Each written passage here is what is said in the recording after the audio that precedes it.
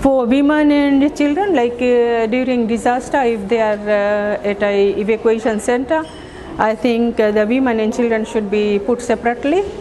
And then people who are organizing this, they should make sure that there is no harm done to the women and children. We should have on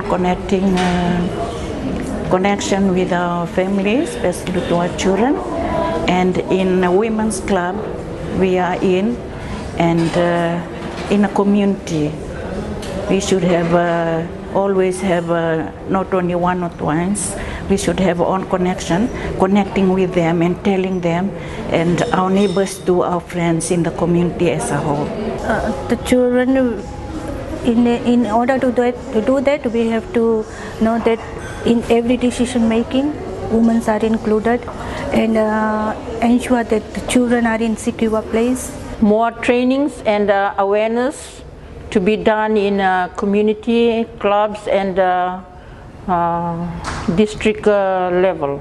Water is more important, and we need to have it all the time, and also some awareness program for these people, for the women in our rural areas. They need the awareness programs and some civic education so that they can protect their family during disaster time. I ensure there should be street lights, and it should be a crime-free zone in my area all times. I think one is for women to identify what are these special needs, what are these special, apart from needs, it's also special wants maybe. I think when we define, when we identify these special needs, we will know how to deliver them and maybe achieve them better, because we are well aware of it and how it links directly to the safety of women and girls in the community. And on that note, I think the network of FemTALK have a lot of baseline data in terms of work done in the community, which I think this can be something that help us in terms of delivering to the needs of women and girls in the community. In terms of women with disability, I would speak in terms of evacuation center.